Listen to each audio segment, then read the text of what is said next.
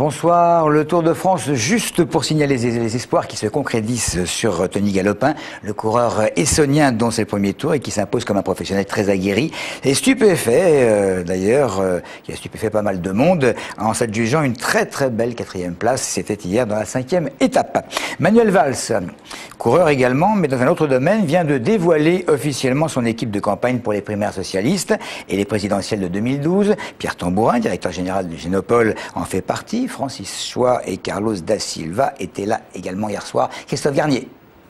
Le directeur du MK2 Bibliothèque étant d'après certains un ami de Manuel Valls, c'est dans son établissement que le candidat aux primaires socialistes a choisi de présenter son équipe de campagne. Mais certaines mauvaises langues pourraient y voir une marque de défiance vis-à-vis de l'Essonne et reprochent déjà au député maire d'Évry son manque de soutien dans le département. Pourtant hier, Francis Choix et Carlos da Silva, ses deux fidèles bras droits, étaient bien présents. Pierre Tambourin, le directeur général de Génopole, assumait lui le rôle d'animateur de la campagne, aux côtés d'Alice Soumaré qui devient porte-parole.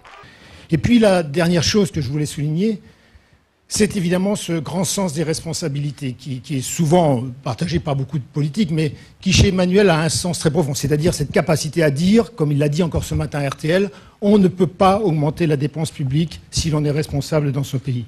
Et ça, c'est une marque des grands, des gens qui sont capables de dépasser leurs propres intérêts pour se soucier du seul point important pour l'avenir d'un pays, c'est le sens de l'intérêt général et bien entendu, dans cet intérêt général, le sens des plus démunis. Écornant Nicolas Sarkozy sur la sécurité, égratignant le Parti socialiste sur les 35 heures et sur les retraites, agaçant les écologistes pour ses positions sur le nucléaire et même Arnaud Montebourg qui défend la démondialisation, hier Manuel Valls a surtout vanté les mérites des primaires. Nous allons donc ringardiser les vieilles méthodes, moderniser non seulement la vie politique, mais notre démocratie. Bien que très en retard dans les sondages, Manuel Valls paraissait hier soir très confiant. Plusieurs centaines de contrôles dans toute la France sur des restaurants rapides qui fleurissent un petit peu partout. Une petite dizaine de fast-food d'ailleurs épinglés pour hygiène défectueuse ou chaîne de froid laissant à désirer. Et nous avons demandé à quelques Essonniens si, actualité du moment oblige, ils avaient ou non à présent quelques craintes en se rendant dans l'un de ces établissements. C'est de la junkie food, très mauvaise pour la santé. Même sans intoxication, c'est pas bon. C'est partout en fait, on peut pas, même en allant sur le marché, tout ça. Donc... C'est inquiétant parce que tant qu'on n'en est pas, on nous a pas dit que c'était sans problème de santé. J'aime ça. I'm loving it. Fast food, c'est le moins cher et ça nous facilite quoi. Donc c'est l'argument qu'on peut trouver là-dessus quoi.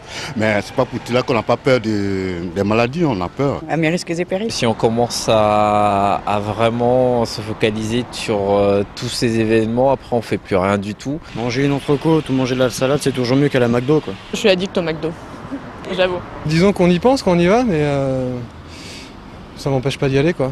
Moi j'évite tout ce qui est les grecs, kebab. En même temps avec tout ce qu'on entend, si on s'arrêtait aux infos, si on s'arrêtait à tout ça, on ferait plus rien. J'essaie de manger bio.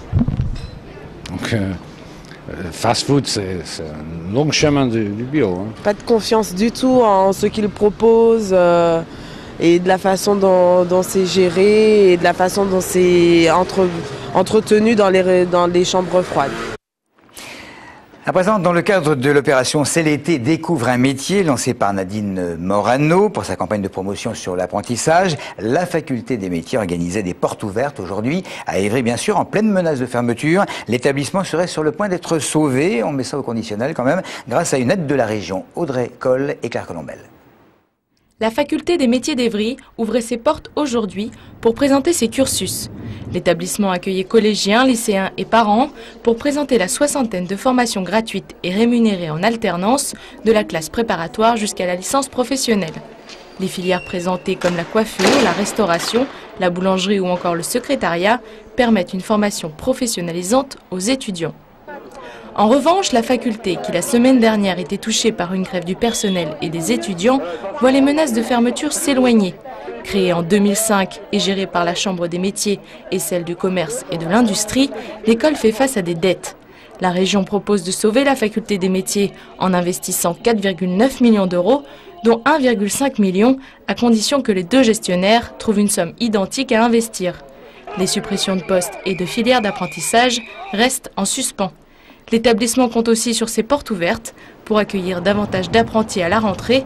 Seulement 2400 élèves cette année contre 3500 prévus. Une nouvelle idée de sortie, comme chaque soir sur le département, l'Acrobranche, et c'est à Milly-la-Forêt. La Toubranche propose 9 circuits, du piccolo à l'ébène, en passant par le circuit rouge. Les enfants, dès 2 ans, peuvent participer en toute sécurité, puisqu'une ligne de vie continue leur permet, s'ils mesurent évidemment au moins 1 mètre, de faire le parcours d'aventure seul en toute sécurité, et jusqu'à 4 mètres de hauteur. Nouveauté cette année, le circuit panoramique où l'on évolue, vous le voyez, entre 3 et 18 mètres de hauteur à l'aide de tyroliennes. Et ce parc a également une autre particularité. Une chose qu'on est les seuls à faire, je pense, dans le département, c'est les nocturnes. On fait des nocturnes 1 fois par mois, pendant l'été, donc en juillet, 1 fois en juillet, 1 fois en août, 1 fois en septembre après. On fait une séance en fait de 20h30 à 23h30. Donc c'est une séance avec un nombre de personnes limité. Ça veut dire que premièrement, les gens vont être assez tranquilles puisque les parcours seront relativement calmes. Et en plus, ils vont avoir l'avantage de pouvoir faire le parcours en pleine nuit, donc dans la nuit noire, avec une lampe frontale, un peu d'éclairage dans les chemins, mais sinon, c'est la nuit noire. Un coup de projecteur à présent sur quelque chose qu'enfants et adultes également aiment particulièrement, les bonbons. Zoom sur un artisan de Marcoussis.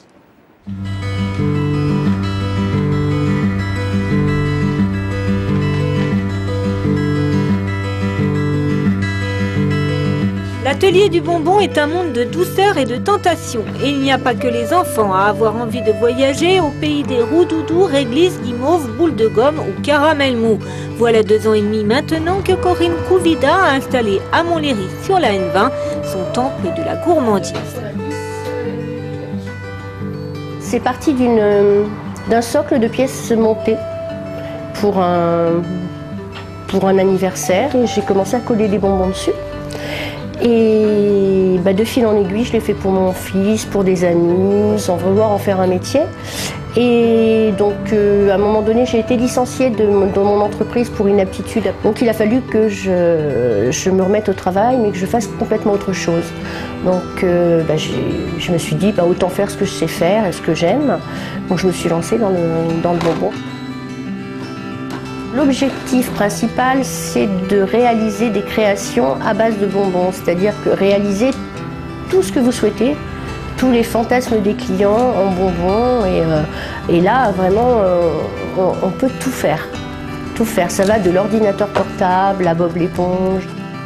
Je me suis dit que dans ce monde un petit peu de brut, et on avait besoin de se faire du plaisir, et comme le bonbon c'est du plaisir, c'est pas que du plaisir pour les petits parce que ça nous replonge dans l'enfance, donc ça nous donne un peu de joie, donc je me suis dit qu'on en avait besoin. Moi je suis très gourmande, donc je me suis dit pourquoi que les autres ne le seraient pas. Mon rêve de bonbons, moi ce serait de tomber carrément dans une boîte de bonbons géants et d'en manger jusqu'à ce que j'ai plus faim. Voilà, on va terminer avec la disparition de 2 tortues rares, pas des petites, 10 kilos quand même, chacune, et 30 cm. Le seul problème, c'est que sans soins appropriés, les représentants de cette espèce rare ne vont pas tenir bien longtemps dans un environnement inhabituel et inapproprié. Elles habitaient dans un jardin hier depuis 37 ans, et vous le constatez, un appel à témoins a été lancé, relayé sur le site de la mairie de la ville. Voilà pour l'essentiel, merci de nous avoir suivis.